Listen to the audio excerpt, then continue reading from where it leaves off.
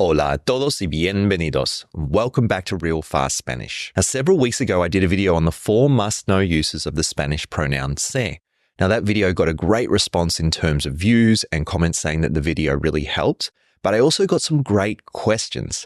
And in this video, I'm going to respond to the questions that came up in 3 basic themes. Now, the first theme was the accidental se. Now, several comments said things like, this video was almost perfect, but he missed the accidental se. So what is the accidental se? And did I miss a 5th use of the Spanish pronoun se in my last video? Well, to start off, at Real Fast Spanish, in our Spanish classes, the other teachers and I don't use the label the accidental se. And if you look up the Real Academia Española, the Royal Spanish Academy, which is an organization that has the goal of setting standards for the Spanish language, you won't find the term accidental se. And I have a book here, Las 500 dudas más frecuentes del español, which talks about the most common questions that Spanish natives ask about the language. And again, you won't find the accidental se in here. While researching this video, I found a Reddit post where someone was quite animated on this topic, saying that there's no such thing as the accidental se. But then the very first comment says, grammatically,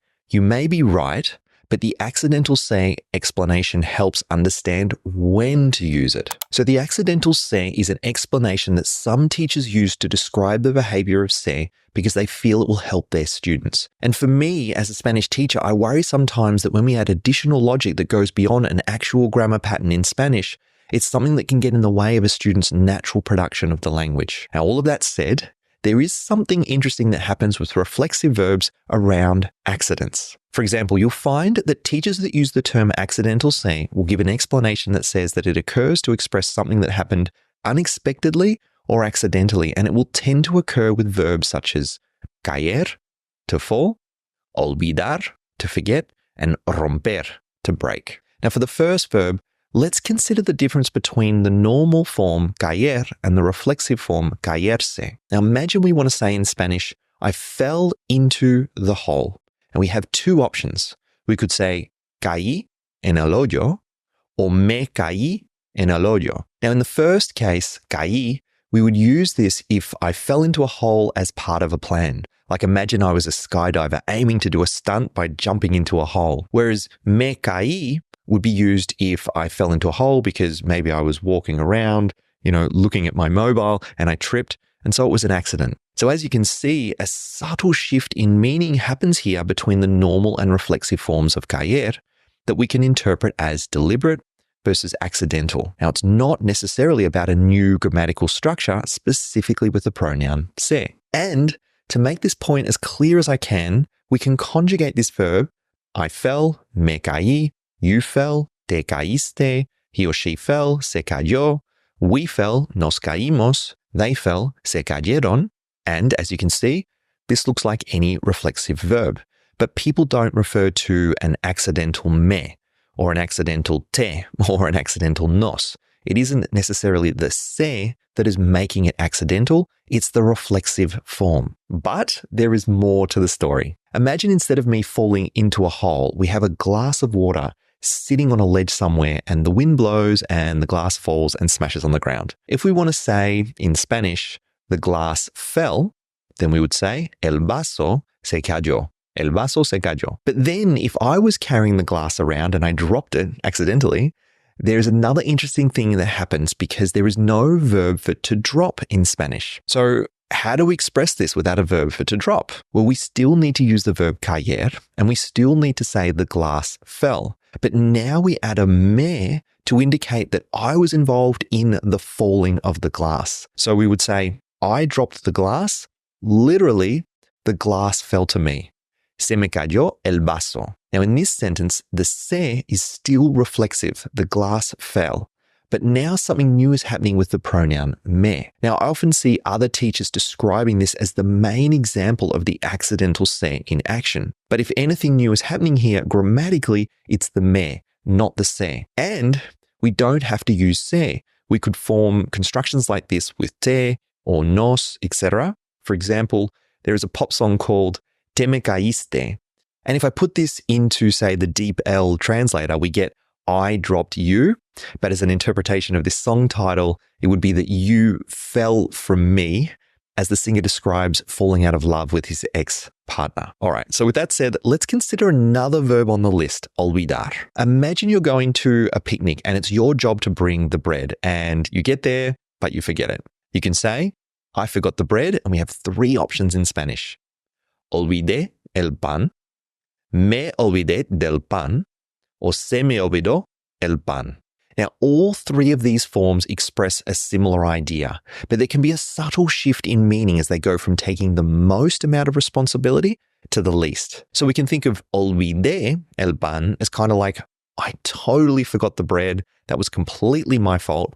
Whereas se me olvidó el pan is kind of like the bread forgot itself. Maybe I was somehow involved. Maybe it was someone else's fault. In this case, you'd be trying to pass the blame for the bread being forgotten. That said, there are some Spanish natives that would argue that these sentences are completely interchangeable, and forgetting isn't something that we can do deliberately or accidentally. It's always an accident, and I can see this argument too. But if we bring this back to the main question of the accidental se, we don't have to use se. Even this first sentence, olvidé el pan, is still an accident. So when I think back to that discussion on Reddit, I tend to agree with the idea that the accidental se doesn't exist in Spanish as a new grammatical structure. But then if I think about that first comment, saying, well, it helps to know when to use it. As you've seen from the examples, it might help for the difference between caer and caerse, even though this is more about, say, reflexive versus non-reflexive.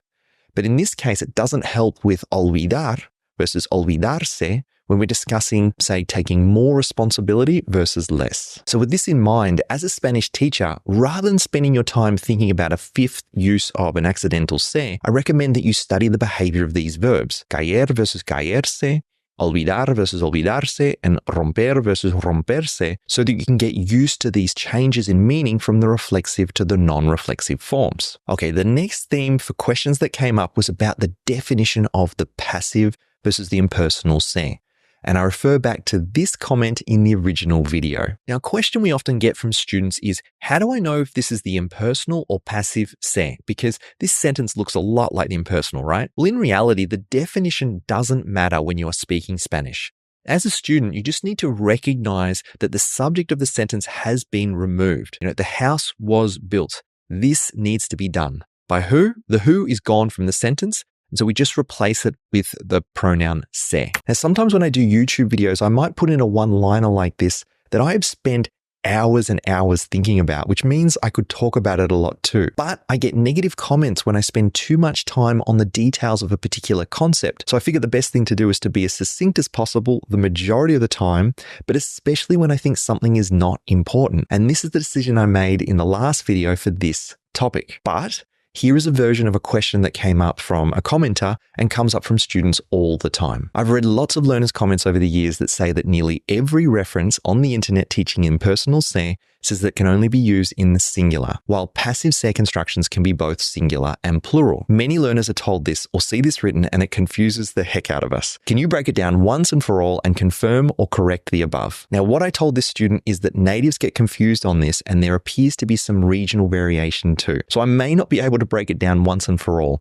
but I can provide some more details. Now, when natives debate something or get confused on something, I usually go straight for this book. Now, I don't recommend this book to students because the majority of the questions covered are kind of getting into the weeds, and you're unlikely to run into them as a Spanish student. It's really for natives to review the nuances of tricky situations that may come up in, say, a formal working environment where you have to write a letter and get something exactly right. But question number 385, we have this.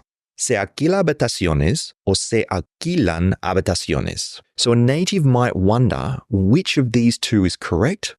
And the first sentence in this section says, La norma culta prefiere la variante con el verbo en plural, pero se admiten las dos construcciones. So translating this to English, I would say that both options are grammatically acceptable, and the second option is more common. Now, as a Spanish teacher, I think we can stop there. We have all of the information that we need to speak the language well. But if we do want to dive into the details, this section of the book goes on to say that the pronoun se in Spanish is used amongst other things to form passive and impersonal sentences. The most important difference between them is that the passives have a subject and the impersonal ones don't. So for example, permits were abolished. Se suprimieron los permisos is a passive sentence where the subject is los permisos. Then they give another example, one lives well. Se vive bien. And they say this is an impersonal sentence. The book goes on to say that passives must have a verb in singular or plural to agree with the subject, while impersonals can only appear with the verb in singular because there is no subject. But the book then goes on to say, in spite of the above, the similarity between these two types of construction causes crossovers between them, such as the ones that occur in the sentences that head this section, where both interpretations occur. The variant with the plural verb has a subject, rooms, and is interpreted as a reflexive passive. The non-concordant variant is considered impersonal. The book then says on the subject of things, such as the ones we are commenting on, the non-concordant use is widespread, especially in some forms of language, such as that of advertisements. So if we use the definition provided in this book, then the first sentence is the impersonal se, and the second sentence is the passive se. And this can be confusing because it looks like the first one has a subject. But if we remove the labels, these sentences are grammatically correct, they are allowed 100% of the time, and the second is more common. Now again, as a teacher, I don't want students to think, oh, in this situation, I need to use a passive sentence, therefore it needs to be in plural, or I need to use an impersonal sentence here, so it needs to be in singular. It's best to practice these sentences over and over and not worry too much about how we label them. That's why in the last video, I avoided a lot of this discussion and just said in one quick sentence, the definition of passive or impersonal doesn't matter when you're speaking Spanish. Now, the third question theme that came up was on reflexives versus reciprocals. And we cover this topic in a lot of detail in our live class, El Viajero, because it's important. I've also written about this in a free article on the website. But again, I worry that when I get into these topics on YouTube that they won't perform well. And for the record, I'm anticipating that this video won't perform well either, but we'll see. Please like, subscribe, share, comment. Please do all of the things if you like this type of video. It sends us the message that it's worth our time to do more videos like this. So under the third use of se that I discussed in the video, we can break it out further into two subcategories, reflexive and reciprocal. And the formal name for this category is pronominal. Now, similar to the other themes of this video, it isn't about a new grammatical structure, but there is subtle shifts in meaning that occur between the reflexive and reciprocal verbs. So taking a step back in terms of definitions, pronominal verbs occur when the subject and the object of the sentence are the same thing. And a useful verb for understanding this is ver, to see, and the pronominal form verse, to see oneself. Now, most students will learn about the term reflexive first, and that's why we often use this as teachers instead of pronominal. But if you look up any verb on the Real Academia Española, you'll find a description that talks about verbo transitivo, verbs that take an object, verbo intransitivo, verbs that don't take an object, and verbo pronominal, verbs where the object and the subject are the same thing. So for the verb ver, to see, we can use this in sentences like, I see the mountain, veo la montaña, I don't see anything, no veo nada. But then we have the reciprocal form, and another common phrase that students will recognize is nos vemos. For example, we'll see each other tomorrow, nos vemos mañana. Now in this case, this is a reciprocal verb because what's happening is I see you and you see me. We then combine that together to say we see each other, because there is a reciprocal action going on here. Also note that we can use the they form for reciprocals. So he sees her and she sees him. We can combine that to they see each other. For example, they see each other every Tuesday. Se ven cada martes. So for the reciprocal, we can only use the we form and the they form because two people have to be doing a reciprocal action to each other. In contrast, reflexive verbs are more versatile because it can be in any of the verb forms. For example, imagine you are living in Peru and someone asks you, hey, how long are you going to live there? You could say, I can't see myself in Peru next year. No me veo en Perú el año que viene. Now we're using the reflexive form, just like English, I see versus I see myself, as a way to talk about living in a place in the future. So then the tricky part is knowing that when we use the we or the they forms, if we are talking about the reflexive or the reciprocal meaning of the verb. So we can take the last example and apply it to a couple. For example, we could say, we don't see ourselves in Peru next year. No nos vemos en Perú el año que viene. And we can then compare that to our sentence from earlier, we'll see each other tomorrow, nos vemos mañana. In the first case, we have a reflexive verb taking on the meaning of living in a different place. And in the second case, we have a reciprocal form since the two people are performing the reciprocal action on each other. So as you can see, if we remove the definition of reflexive and reciprocal grammatically, these two verb constructions look the same. But you can tell the meaning shift from context. So like a lot of the themes in this video, we don't explicitly need these labels. The sentences will tell us what these things mean from context, whether it's the accidental se, passive versus impersonal, or reflexive versus reciprocal. I left the discussion of these terms out of the last video because we can speak Spanish and interpret the meaning of these things without specifically knowing how to label these structures. But we do get questions on these topics all the time, so I wanted to put together a video addressing them. So please let me know if you enjoyed the video, if it helped clear some things up, or maybe it just made things worse. Either way, let me know in the comments. If you'd like to watch the first video on this topic, you can check it out here.